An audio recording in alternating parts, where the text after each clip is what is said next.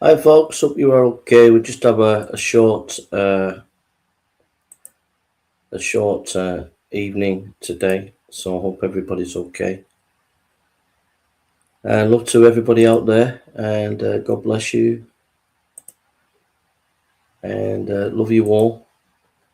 And we're just going to do a little bit of a debate review on the Oxford Union debate that's just come out, and we're going to have a little watch of it. I'm going to share my thoughts. Just to shout out, if anybody could give me a bit of support on PayPal, I'd be very grateful. I've just had a little bit of fraud on my card, and someone has taken some money out of my card, so I've had to phone Barclays. They've cancelled my card. They'll send it in 10 days' time, 7 days' time, and then the PIN number. So it means I'm really struggling at the moment because of this. So if anybody can help me with PayPal and send me something, it'd be very helpful. I much appreciated it. I really appreciate a bit of help. It's caused a bit of stress, but there we are. I'm just going to share this live feed. Gareth, God bless you. Hope you're okay.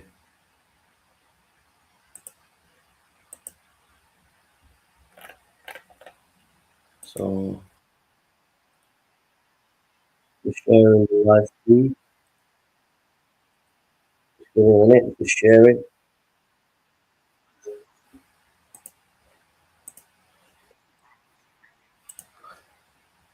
I shared it there.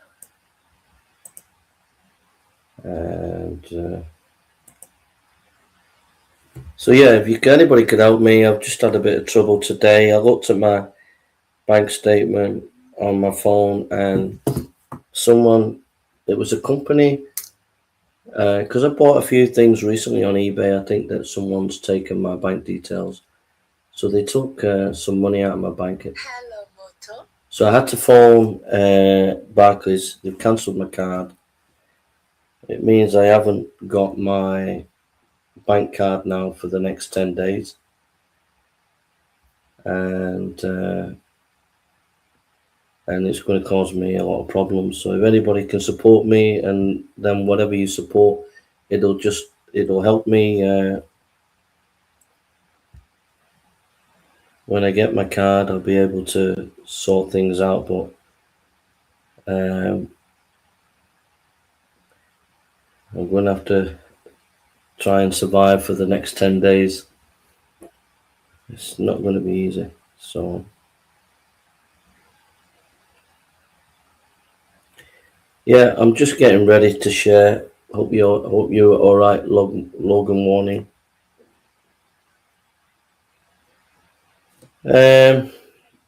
Yeah, I'm just sharing the link and everything,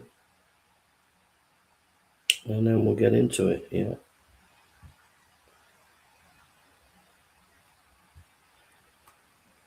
Into it. Yeah. So I hope everybody's had a nice day. Hope you had a nice day, Gareth, Logan, anybody else. Hope you had a nice day.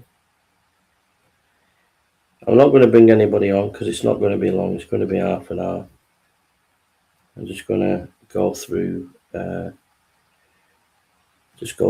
debate and just share what I think of the debate. So, okay, let's get going. Listen to it. So let's get going. Machinations and every type of motion under the sun. This House voted clearly and decisively 2 weeks in a row to have this debate and live up to this society's name. Yeah, but the thing is that the video's only just come out today because there's been a lot of pressure because they were keeping it under wraps, but they let a few clips go to the Muslim Brotherhood organization. And so why weren't they posting the full video, but they were letting clips go to the Muslim Brotherhood organization? So because a lot of pressure was put on them by Lawrence Fox, they've just released the video. So Oxford Union is not about free speech. Also, a lot of the students were outside trying to stop people from coming in. So it's not as free as it's made out to be. It's nowhere near as free as it used to be. It's as simple as that. Free speech is dying in the UK. Being the last bastion of free speech. This discussion. Well, I've watched the debate, so I'm just going to comment on it. So. Should not be as fraught or as, well, frankly, you can hear it, as protested as it has been. And fundamentally, the West must move back to its fundamentally liberal roots and accept that no culture, no religion, no belief may not be subject to the scrutiny of reason and virtue. But before that, Mr. Chair, it is my obligation to introduce speakers on side opposition to this honourable House. When it says reason and virtue, where's he getting that from? It's from Christianity. It's from the idea that that truth is important and virtue is important. So unless you have these foundations in society, and they come from Christianity, then society will collapse. But the secularism has to borrow from Christian values. That's what I want to say there. In the Union, we have a tradition of introducing the opposition speakers via roast. Given, however, it's the last week of term, and I'm feeling in a very, unlike the protesters tonight, constructive mood, I thought I'd say some thank yous. Firstly, you will hear from Aisha Khan, is so popular in the Muslim community. We can debate the more essential tension between a political doctrine that legally categorizes citizens by their faith status and a Western liberal system that mandates equality under law regardless of belief. Take jizya. It is not fundamentally liberal. And is it... I mean, that's a big difference between Christianity and Islam. Islam wants to categorize those who submit to Islam, those who pay the jizya, or you have war with them. Those are the three categories. With Christianity, you're made in the image of God, you're valuable. If you don't believe what we believe, we're not going to get you to pay a jizya tax. Not fundamentally liberal, and in Western, to believe in discriminatory taxes against those of different faiths that are a requirement to be guaranteed the most basic of what we in the West would call human rights, such as the right to even lights up. Feel free. It's not discriminatory taxes. It's that in the Islamic State, there's only one level of citizenship. Non-Muslims are the citizens. Muslims are the subjects of the state. We have obligations to the state that non-Muslims are not subject to. And if you go to Pakistan, for example, they have some aspects of Islamic law there. In the constitution, Muslims are not allowed to drink alcohol, but Pakistani Christians are actually allowed to drink alcohol and follow their practices. So if anything, in Islam... Well, that's discriminatory anyway. So, anyhow, we'll go to this lady. The guy, the first one, just... I don't think he had much to say. The first guy who was... houses and waited for the inferno to come. A 2-month-old baby was pulled from a burning house by firefighters. Northern Ireland's Justice Minister said it plainly. Bad faith actors who could not have found Belfast on a map a week earlier were deliberately stoking people onto the streets, and that is the absolute definition of racism. But before I make that case in full, let me acknowledge the distinguished bench in front of me tonight. Oliver JL, I begin with you. You dropped out of your GDL course to spend more time unemployed at the Oxford Union.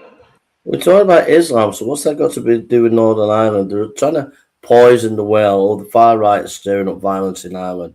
But that's not the issue. We're trying to talk about Islam. Stick to the motion. And do not need to deny that Islam is the holy site in Islam. There are Gothic rose windows. Crusader stonework preserved by Muslim custodians for 8 centuries. Salahuddin Ayyubi took Jerusalem in 1187 and left the Christian stonework standing. That is not a clash of civilizations. And what did Erdogan do to Hagia Sophia? I'm talking about Jerusalem. The evidence and denied. The Bamia, when the Taliban first proposed destroying the Buddhas, scholars from Al-Azhar University in Cairo flew to Kandahar to argue against it on theological grounds. Hazara Muslims took up arms to protect them. That tradition tried harder to save those statues than the West ever did. Which brings me to Palmyra. The man who died trying to save it was an 81-year-old Muslim man, tortured for a month and beheaded for refusing to talk. So who is Islamist violence actually killing? Not the West. It's Muslims. 91%. The fact of the matter is, whether you accept it or not, Islam advanced on crusades. Before the Christian crusades, there were hundreds of years of crusading of Islam. And when they took over, they subjugate you and you come under the jizya. That's just a historical fact. So, yeah, there might be some noble Muslims. No one can doubt that. But that's not the history of Islam in those early years. That's what it was about. It was about subjugation through war. And that's just a fact. Of everyone killed by Islamist terrorism is Muslim. The Taliban has killed 69,000 people, ISIS 58,000, Boko Haram 25,000 people. All of them nearly Muslim, killed by men who called themselves the only true Muslims on earth. For 20 years, the West has pointed at the body count and blamed the corpses for suspicion. Huntington told governments that they were not engaged, they were in a civilizational war. They believed him, and in fighting that war, they generated precisely the enemy his thesis required. Yes? Are you suggesting that Islamic death meted out to other Muslims should not make people in the West suspicious because they care about Islam killing its own people? I think primarily the West's argument towards criticism of Muslim is to do with themselves, as opposed to how they treat other Muslims. I don't think that the footing in which we treat other Muslims versus Westerners is equal. That is the paradox of the modern culture war, actually. Offended by everything, shamed by nothing. They take issue with a woman on a headscarf on a bus and feel no shame about the wars we exported or the terrorist regimes we bankrolled. The sensibility that finds Islam offensive cannot locate its own reflection in history. And trust me, the West has plenty of history to locate. The Inquisition, colonialism, slavery, the internment of Japanese Americans, McCarthyism. Every generation has had its Carthage, a group cast as a civilizational threat. Every generation told itself it was being reasonable, and every generation was wrong. So let us be clear about Western values. The West does not have a settled, unified set of values against which Islam can be measured and found wanting. It is a contested, unresolved project, and so is Islam, and so is every intellectual tradition. The question is not whether contested. No, I think there were certain parameters that govern Western civilization. One of them was actually the passage where God said, "Let us make man in our image." That has been the cornerstone of Western civilization. And if you want to talk about human rights, that was a cornerstone of human rights in the terms of, well, if we're made in God's image, then people are valuable. So on the flip side, yeah, there has been, the West has been involved in things that are not good, granted, but there's also been a lot of good as well. Whereas Islam is a political project of domination, primarily a political project of domination. And so you can't separate Islam with your private life. So the fact that you're coming into the West, and as Muslims, you're going to eventually want political power. That's just a fact, and how is that political power going to be wielded? Well, why is it that Muslims want to come to the West and they don't want to live in their Muslim countries? That should make you think. one perfect civilization can judge another and find it deficient. Denied. But whether two imperfect contested traditions can coexist, and that is not answered by one of them claiming the right to treat the other as inherently suspect. It's not a case of tradition. It's a very postmodern, weak-kneed discussion here. It's not a case of tradition. Islam is a political entity. And you have the Muslim Brotherhood, you have Qatar pouring over $1 trillion worth of money into the West to educate the West and universities to entrap students so that they become pro-Hamas.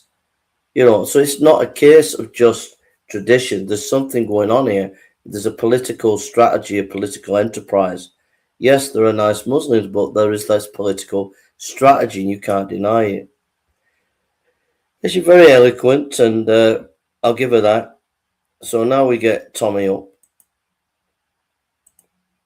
Tommy made some good points. Struggling to build your sales pipeline? Finding the best prospects feels impossible?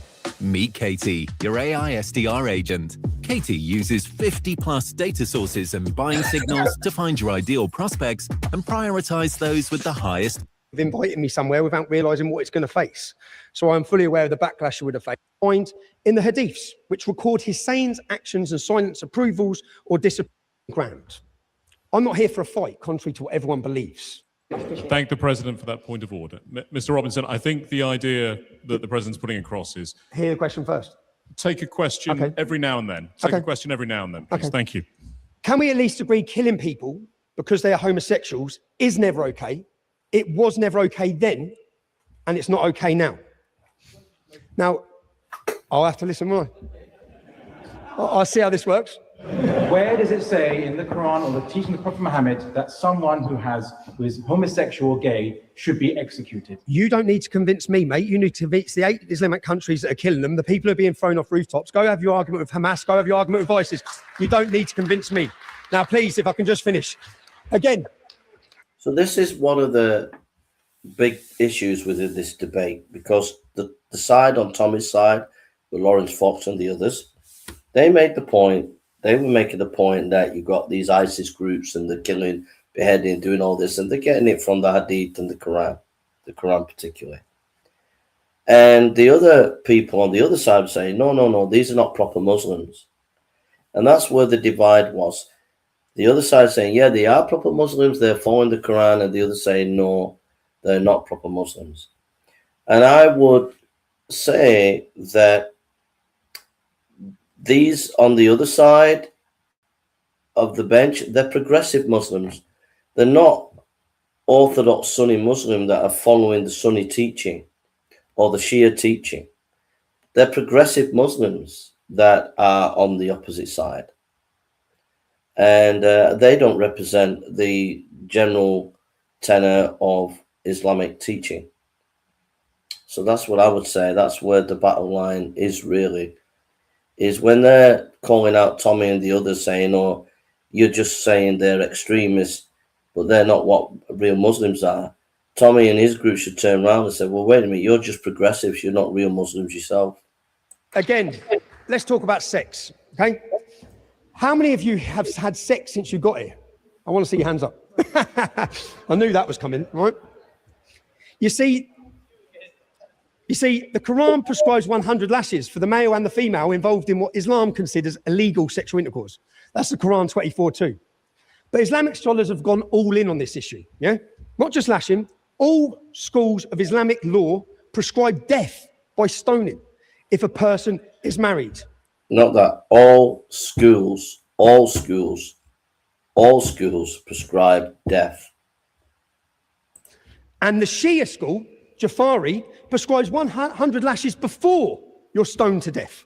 So maybe, if you think no one believes in this, barbaric stuff, in 2023, the head imam of the Green Lane Mosque, the head imam, you can watch this video, actually gives a seminar to his congregation on how we keep the modesty of the woman before we smash rocks at her head.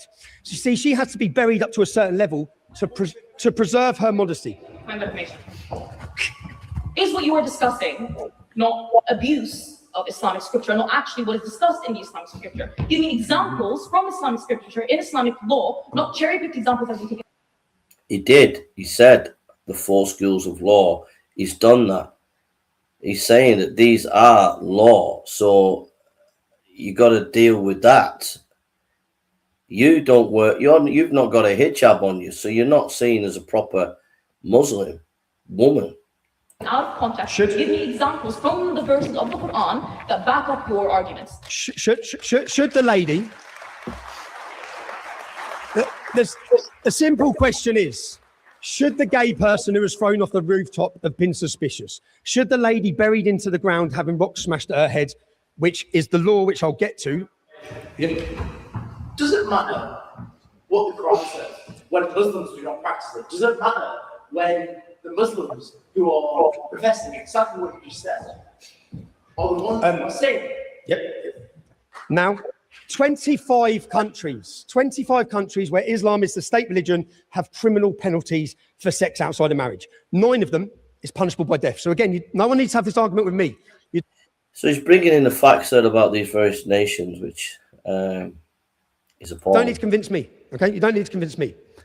Again, who's protesting about this? Can we at least agree as a room? Can we look for some common ground with the Muslim community? Stoning people for having sex outside of marriage is never okay. It was never okay. It's not okay then, and it's not okay now. Since Jewish law says the same thing, I'm not here to talk about Jewish law. Should we be suspicious of Jewish law equally? Will you be consistent, sir? That's not the question we're here for. If you want to have that question debate, have it. Yeah? Can we at least agree with the Muslim community? Okay, in modern Britain, where you're preaching to what now 4 million Muslims, we can just put a line through the verses in the Quran, yeah, the parts of Islam's sacred text that says these things are not okay. They're not practiced now. They weren't okay then, and they're not okay now. Can we meet in the middle somewhere and have you accept the verses in the Quran today? Will you demand that Orthodox Jews put lines through the Tanakh? Will you that Orthodox Jews put line through the Tanakh as you are requesting Muslims to do? I think you're confused at which debate you're at, okay, and the motion of this debate. Now, let's turn to good old Muhammad, okay? According to Islam's sacred text, an exalted example of moral excellence. Well, in 2014, ISIS, again, because this is important, because they're following scripture, ISIS, when they captured Yazid... Sorry? Ask any Muslim whether they believe ISIS is following Islamic scripture, and you will find that no Muslim agrees that they are actually Islamic. Yeah, and the problem there is a disconnect between Muslims saying that and the actual reality of the scripture and hadith.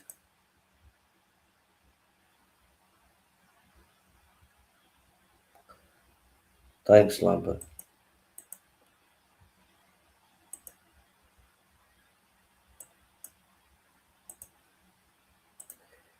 Thank you, bros. Right, let's get on. Once again. Let me ask a question. I'm sorry, Madam President. Can I just finish think my the point speech? has been made. You must allow the speaker to continue. In 2014, ISIS captured Yazidi men. Do you also dream of traveling the world and living from your passion? We are Elisa and Alex, and we've been traveling for the last... And boys. And what they've done is they pulled their pants down. They surrendered. They pulled their pants down. Anyone who's had any pubic hair was shot in the head, and some of them had their heads cut off with knives. You can watch the videos if you want online, yeah? Okay? They were following the example of Muhammad, who, according to Islam's own sacred text, presided over the execution of up to 900 men and boys, which was the Jewish tribe who had surrendered, and any male prisoner who had pubic hair was executed. That is what the practice that the Muslims in 2014 were following. This is why scripture is important and then why we must be suspicious. Now, consider the fact, I'll just finish, please. Consider the fact that there are no Jews, none, in any of the 26 countries where Islam is the state religion. Countries which once held thriving Jewish communities. This is not an accident. And there are precious few Christians in any of these Islamic countries either, that once had majority Christian populations. You see, one way or another, these countries are following the example of Muhammad. Now that's quite a devastating point, isn't it? That there are hardly any Christians now in many of these Muslim countries. They're fleeing and they're trying to get away. They did that in Afghanistan, Syria. They're trying to get out of Iraq, Iran. So it's quite a devastating point. Muhammad, I will certainly expel the Jews and Christians. Excuse me, can I just finish? I will certainly expel the Jews and Christians from the Arabian Peninsula and will not leave any but Muslim. That's a quote of Muhammad, Sahih Muslim. Sahih being the authentic, considered most authentic hadith. Please, can I just finish? One more question. Thank you. On the point. Sorry, you don't have to accept. No, okay, so, of course, put your hands up if you think it's okay for a man older than most of your dads, say in their 50s, to marry someone in infant school, let's say 6 years old, and consummate that marriage, rape, when the little girl reaches 9. By the way, that's year 5 doing key stage 2. Doing key stage 2. No, please, because I know many of you gentlemen should have your hands up at this point, no? We're going to get onto it, but you agree that Muhammad was perfect. As we know, he married a 6-year-old, had sex with her when she was 9. We've previously had this discussion, Andalusia. Do you think children should be suspicious of Islam who are studying key stage 2? Now, please, can I just finish? And of course, can I please finish? Order. Please let me Order. finish. Tommy smashed it. I do think Tommy smashed it there. I know Patrick, you don't like it, but I think he smashed it, bro. In Quran 65:4, where God, debatable, God spells out the rules for divorcing prepubescent children. Okay? So let me read it. You can't get around this verse. It doesn't matter how you try and get around this, Patrick. You can't get around it. Deal with it. Be honest about it. Deal with this verse. For those who have no courses, not yet started your periods, who are still immature, their iddah, their waiting period is 3 months. What has happened for a child to be married, and this is the Quran telling you what the rules are and obligations to divorce a child before they've started puberty. Yeah? Can we be suspicious on this question? Is this, no, please, can I finish then? And to be honest, I'm just here.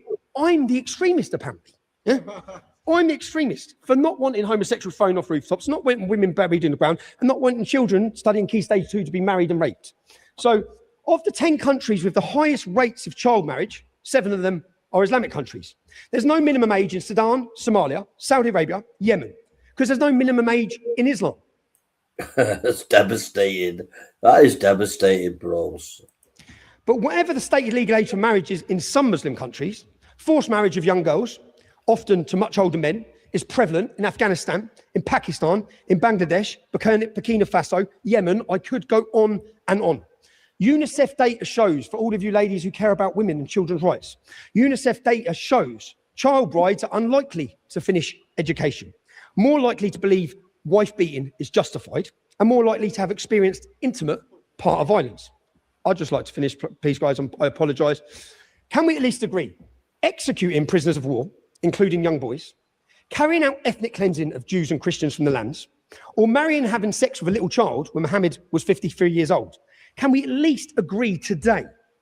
Muhammad was not and is not the perfect example for mankind, nor is...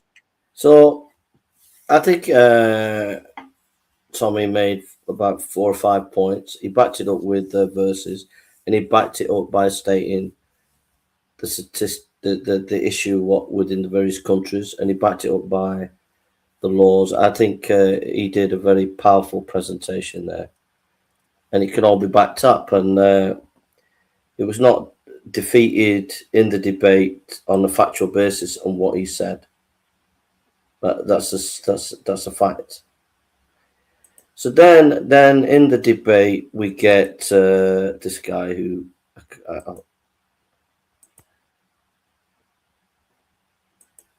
his name is Gabo Mate. What he discovered is that the body holds everything the mind tried to move past. He's hosting a free 90-minute webinar open to everyone. So, not very easily. So Islam has 40-something mosques. It has some extremist mosques, some extremist this and that, Sharia-run courts. But I'm also from Luton, you know, and I've also been in Luton for 56 years. I was born there, and I'm basically goes on a diatribe attacking Tommy Robinson. Still there. I'm still living on the manor. As far as I know, Tommy hasn't lived there for at least 10 years. I believe now he lives in Spain, like most good patriots do. They move on to Spain. So let's talk a little bit about Tommy's time in Luton, because I'm not going to do anymore with you, right? So talking about his little bit of time that he had in Luton, It's well documented that Tommy was in the Luton firm called the Mix. Point of information. This debate is not about Tommy Robinson, what he does in his free time, what he thinks about anything. Right. It's about whether the West should be suspicious of Islam. He's the one Please, can telling we the talk West to about be that? suspicious of Islam. In So it's between important that I threatening to kill build us. I take his credibility about how to say that. Okay? So he's attacking, this guy's attacking Tommy's character, which is an ad hominem attack. And that's the dirty tactics of these Islamic debaters. They can be very, very dirty. Very, very dirty. Arguments that he had in Luton while he was in the MIGs, which was the Luton Town Football Firm gang, whatever it is, most towns and cities have them, okay? That's what his time. There was other gangs in Luton. Wasn't the only one. No, there was other gangs in Luton. One of them was called the Gambinos. So the guy was just an absolute fool. He's just attacking Tommy's character.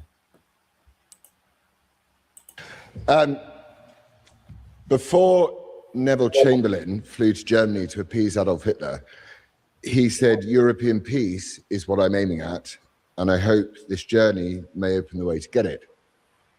And here we are, 87 years later, and European peace and peace in the West is being threatened again.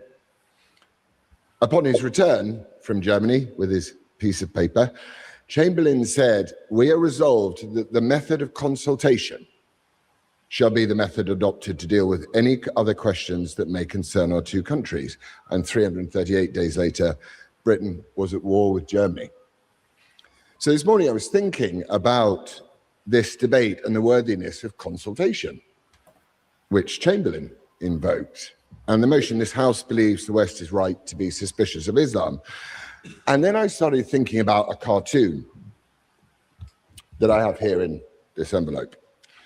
It's a cartoon which I think it instills in me feelings much, much more worrying than suspicion. But, you know, in the spirit of consultation, I'll just leave it here for the moment, if we're okay with that. So, first let us start with the word suspicion. There was a minority. So Lawrence Fox goes into the he talks about Chamberlain wanting to appease Hitler and not being suspicious, but Churchill was suspicious about Hitler, etc. And he was just, and then he brings that to Islam, that, you know, if you're just being nice and you're not suspicious, then you're going to have trouble a long way down the line. That's what he's saying.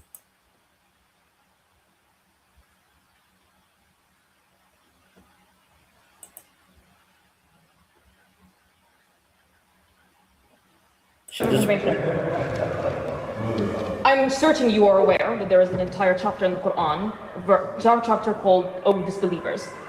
The final line of that verse in the Quran is, to you is your faith and to me is mine.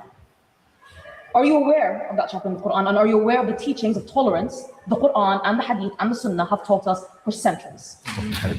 All right, thank you. I'm just going to explain to you, one of the reasons why I didn't want to start quoting Quran verses was because I didn't want to come here and start talking about, it says here that you chop people's heads off, it says here that you do that, and it says here that you do that. I'm sure that So Lawrence Fox had 3 basic points, and they're very simple. You don't need to know a lot of studies of Quran or anything like that, right? The 3 basic points that he's making is, number one, if a country becomes a Muslim country, number one, you either submit to Islam, you either pay the jizya tax, or there's war. That was his main point. He didn't need a lot of scholarship to prove that. That's basic in Islam, right? Now, so I think on one side, he doesn't need to do a lot of scholarship, fine. I do think that the panel, apart from Tommy, they did lack the knowledge that Tommy has. And I do think that they should have looked at verses and been able to just bring some kind of scholarship there to connect a verse or two with a bit of scholarship. That would have just enhanced Lawrence Fox's side a little bit more. Tommy did the homework on quite a bit there, but there needed to be a bit more in, because that was a constant challenge through the debate by the other side, and I think it would have helped Lawrence Fox's side if they would have done a bit of scholarship in the areas that they were quoting. Instead, they just said we don't have to do that because there are many Muslims that believe these things and are following these things, you know. So, excuse me. There are very, very, very many verses in the Quran that talk about peace and love and happiness. It's just all we get is the bombs, the running over, the knives and the beheadings. So I'll move on if that's all right. Thank you of this. So, lived your fear. Everpure's data management platform unifies our data. When you're hurt or traumatized, especially if it's as a child. Yeah. And your fear of Islam and what Islam will do to you, that when you upset its very oversensitive sky wizard. The monopoly on that anger. Mr. Robinson and Mr. Fox have built careers directing that anger at easier targets, scapegoating. I have to say, this woman was absolutely amazingly eloquent. She was an absolute brilliant speaker. There's no doubt about it. She was an absolute brilliant speaker. However, I'll deconstruct what she has to say. Islam and Muslim communities, not because we are the cause of your suffering, not because we are a direction of your suspicion, but because when you are profiting from a hollowed out country, it is safer to scapegoat a minority, to set its citizens against one another than it ever. So I think she has a point there that there's a hollowed out country. The British people have to get back to their centre. It's not just enough to be critical of Islam. They have to get back to their centre. They have to get back to the gospel. They have to get back to Christianity. And if the British people don't do that, it's no good complaining about anything else. So she has a good point there. Would be to finally let them ask who hollowed their country out in the first place. But first, let me do what I believe side proposition has missed the mark on when this discussion is being held. Let me reiterate what this motion is and what it is not. The motion is not the West is right to be suspicious of Salman Abedi, the Manchester Arena bomber. The motion is not the West is right to be suspicious of jihadist ideologies, of Al-Qaeda, of ISIS, of the examples that you presented. I, as a Muslim, and I am certain and I can assure you, as many, the vast majority of Muslims are equally as suspicious of those people, of those organizations, as anyone in this room. You're a brilliant speaker, so passionate, quite convincing because of her passionate. But there is the pitfall, because what she's saying is, you guys, you're mentioning Al-Qaeda, but we as Muslims do not believe all this. And so now it comes down to who is representing Islam true, the Lawrence Fox side or her side. Now, I think it would have helped a lot more if a couple of the panel on Lawrence Fox side also gave a little bit of scholarship with the Hadith and the Quran in the context and fought that battle that jihad is an Islamic teaching in striving in terms of war, not just in terms of spiritual life. And if they would have fought that intellectual battle there a bit more, I think Lawrence Fox's side would have been stronger. But what she's pivoting, she's saying, no, you're mentioning all these bombings and things that are happening, but it's by people who are not representing Islam. That's her argument. So the battle line is, what is Islam? That should have been defined. What is the doctrine of jihad? That should be defined with the schools and things like that. That was not done there. So intellectually, this was a weak debate, and it was a weak debate on both sides. It was like on a surface level debate. Intellectually, it was not a kind of deep debate, really, because Islam was not defined and its teaching in jihad was not defined, and so therefore there was a weakness on both sides. Let me get to my introduction. Let me get to the motion. The motion is the suspicion of Islam itself, not some caricature that has been painted by Lawrence or by Tommy, or from selected verses in the scripture without context, without understanding, without reference to any of the verses that preceded it or came after it. It is not selective understanding. And without your postmodern perspective as well, madam, you do have a kind of postmodern perspective because you're not wearing a hijab. So you got a kind of postmodern perspective. Standing by people who do not believe in Islam. The people who behead, the people who wage wars, the people who attack, and the people who stone and behead, these are not followers of Islam. The motion is about Islam. The motion is about the body of the teaching, the 1,400-year tradition, the faith carried by 1.9 billion people, almost all of whom could not have been further removed in their faith, in my faith, from the abhorrent crimes committed supposedly in their name. And this is the important bit that I think you all miss. Point of information. Yes. So people who killed the Coptic Christians, people who killed Supposedly. She's crazy. for ISIS. To ask you whether you are Ocado price match your shop to over 10,000 products from Tesco.com. Ocado, the online supermarket. We're missionaries for the Church of Jesus Christ of Latter-day Saints. We invite you to come to church with us this Sunday. suspicious of those values and those cultures. So yeah, she was a brilliant The claim debate. of the Quran is a manual of violence. She was a brilliant speaker. Absolutely brilliant. Passionate, logical, but her argument is flawed in its theology because she herself is challenging for a theological understanding. She doesn't give a theological understanding. So the next one.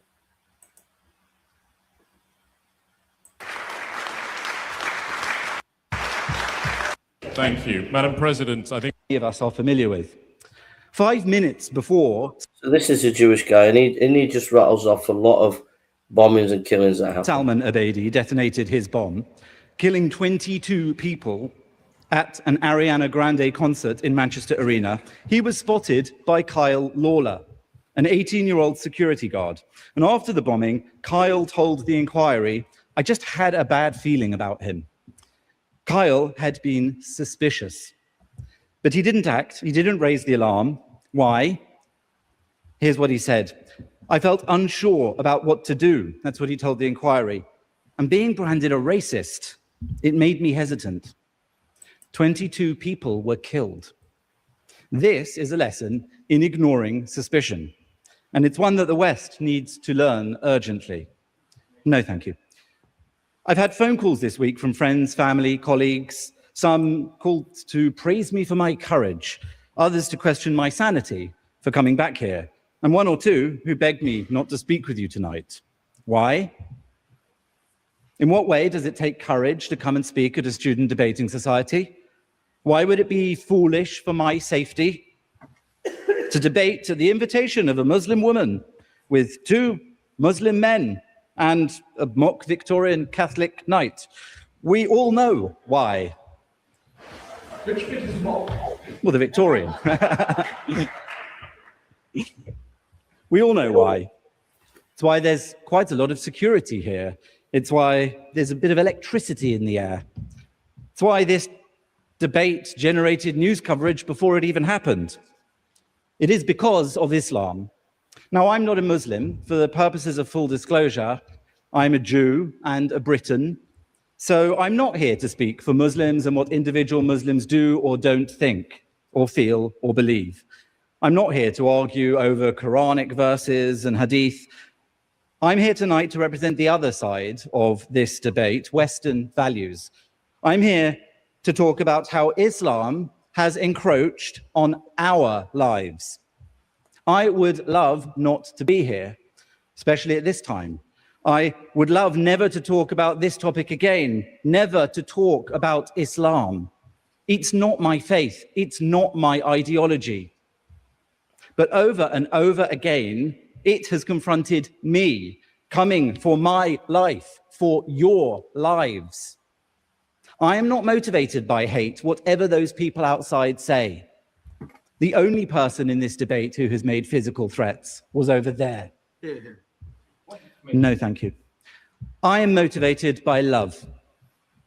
Love for freedom, love for life, love for debate, for discussion, love for the West. The West is a civilization of defiant liberty and fearless truth-telling, and that is why I'm here now. Now, I often ask people what their first conscious memory of Islam was. For me, it was as a child of 8 or 9 when Salman Rushdie published the Satanic Verses. What followed was a global eruption of Islamic fury. Book burnings in the streets, a death fatwa from Ayatollah Khomeini, and a trail of terror that crossed decades and borders. My own father, a bookseller who believed in the fundamental Western right to read and write even offensive ideas, was forced to sell copies from behind the counter for fear of his own life. Translators were stabbed, publishers shot.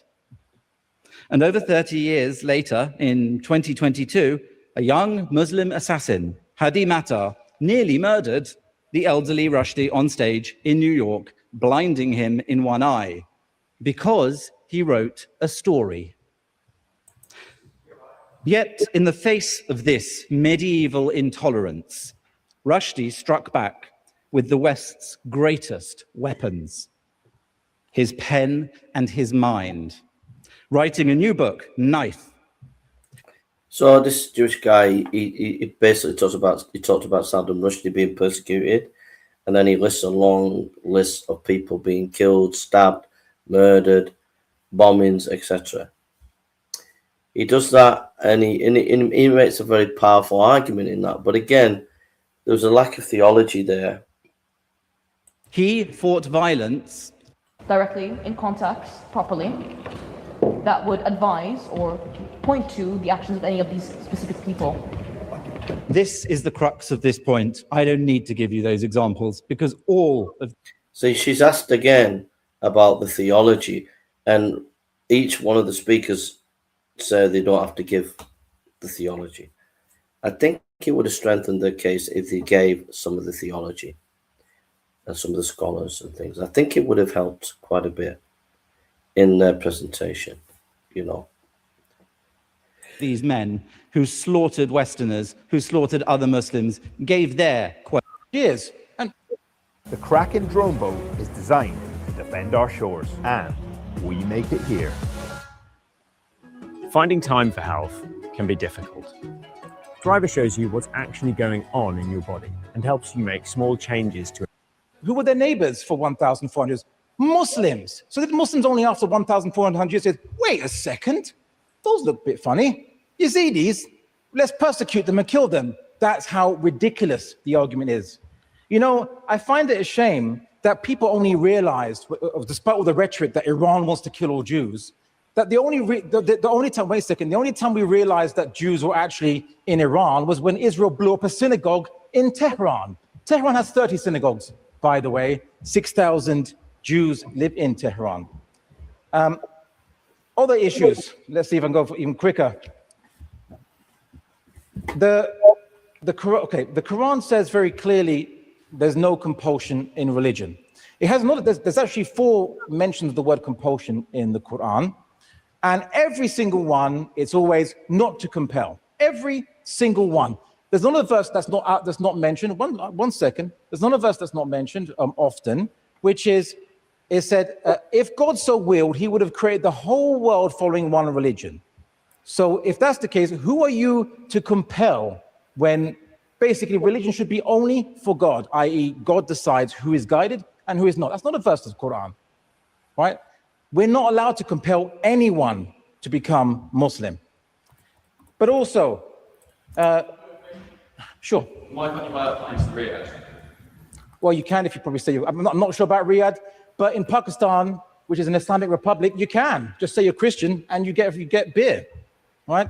That's the point, is that let's pick the worst country we can find out of 50 countries and judge all Muslims by it, when the vast majority clearly go against your argument. Let's look at this issue of compel.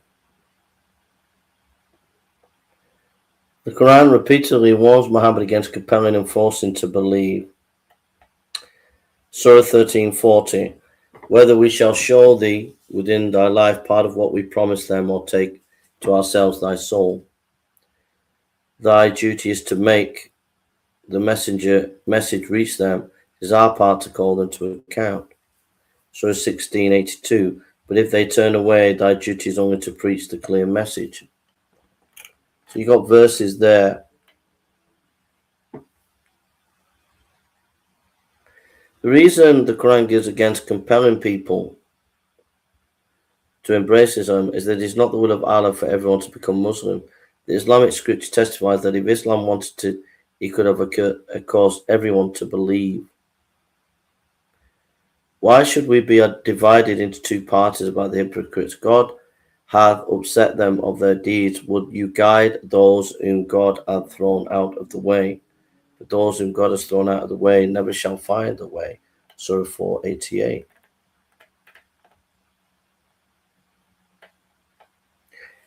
But the Quran proceeds to contradict these teachings by commanding Muhammad and his horde to fight the people for not believing in his religion.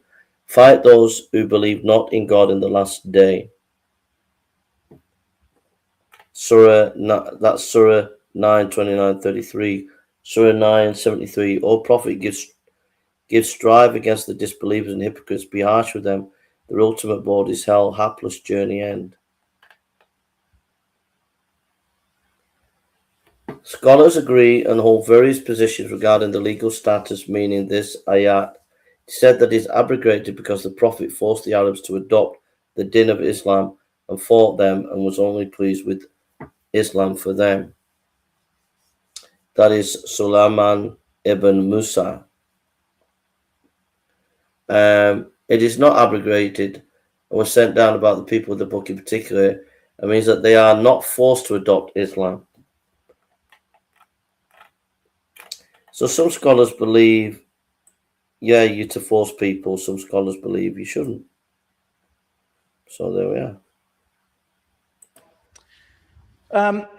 Oh, yes.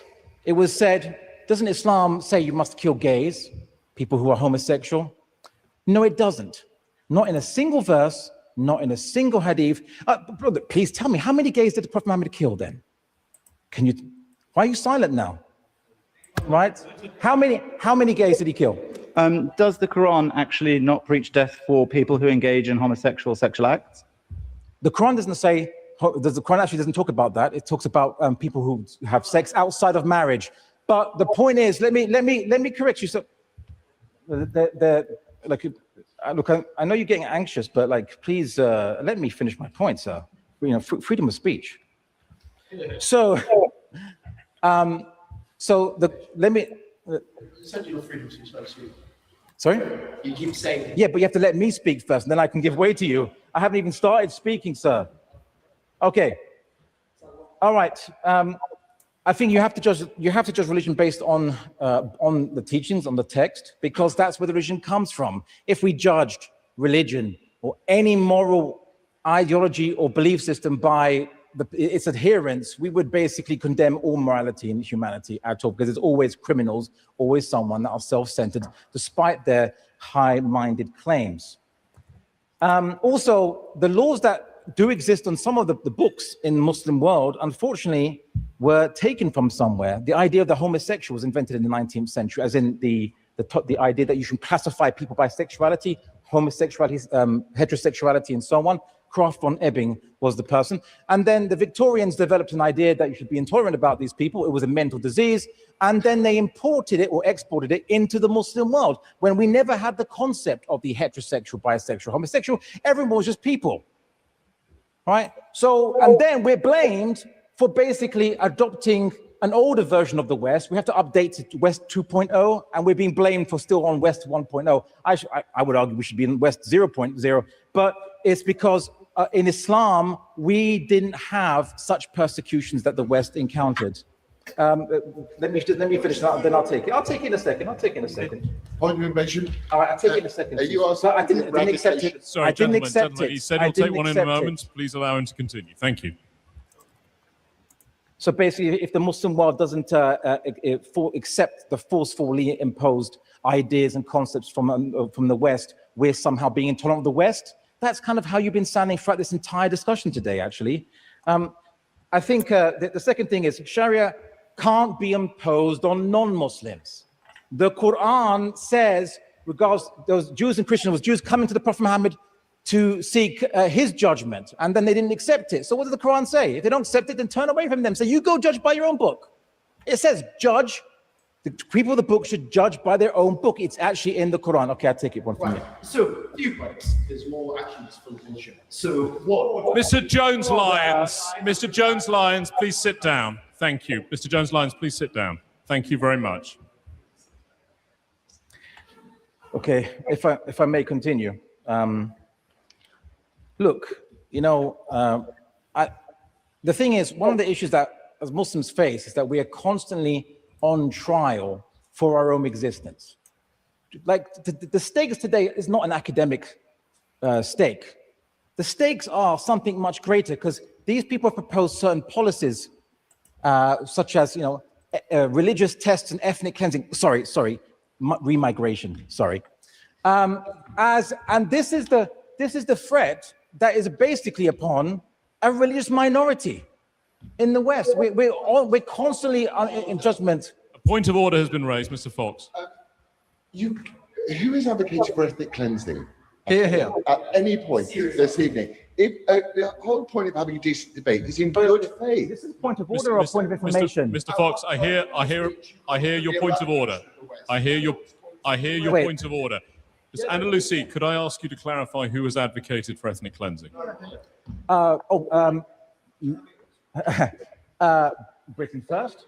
Members I've encountered of the Restore Party. You're mentioning are not at this debate. Some of the friends of these individuals, which I will bring. Mr. Andalusi, I must ask you to withdraw the remark as it relates to the opposition bench, simply because the people that you're citing are not at this debate. Are you able to say that any of the gentlemen opposite have made that comment? Look, that's fine. I retract. I'll say members of the far right. Members of the far right. For example, there was a case where a black person attended with the United Kingdom march. There was Britain First guy there. The guy was there to support it, and Britain First said it's good. We'll get rid of the bad migrants first, and we'll save the good ones for last. Basically, if I remember. Anyway, well, there's a video on it online. You can see it's been doing the rounds. Okay. So if Sharia can't be imposed on non-Muslims, what about the command? Is there a command or the alleged command to kill all non-Muslims wherever you find them or anything like this? And this is wrong. And I will quote to you a classical medieval Islamic scholar, Ibn Taymiyyah. I quote Ibn Taymiyyah because Ibn Taymiyyah was actually been praised by ISIS, been praised by Al-Qaeda. He's looked up to for them, but let's see what he says. He's a medieval scholar, so he's not pandering to any liberal current day. So he says, the foundation is that the blood of Bani Adam, which is the tribe of Adam, this is all human beings, is sanctified and inviolable, and no one is killed except by a right. Killing due to disbelief in Islam is not something which the legislations have agreed upon at any one time of Sharia, such as killing the one who sits out of combat, for this is something that the legislators have and the intellect do not differ over. The blood of a non-Muslim during the time since early Islam was sanctified and inviolable. Just coming back to the homosexuality, there are lots of verses in the Quran about Lot and the sin of those people, you know. Like the original sanctity of the person from Bani Adam. So as Allah prevented Muslims from killing such as Martin Luther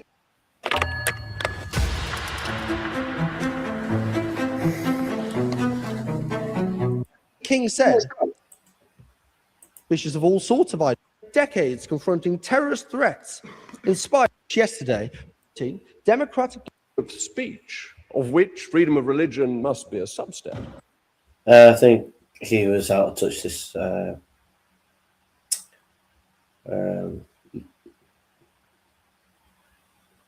Rees-Mogg. He was out of touch, saying everything's going to be fine, don't worry about it. So So yeah, the debate was okay.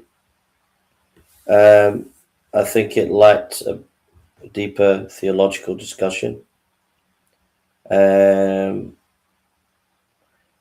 One side is naive and the other side is not naive, and I think that comes across quite clearly.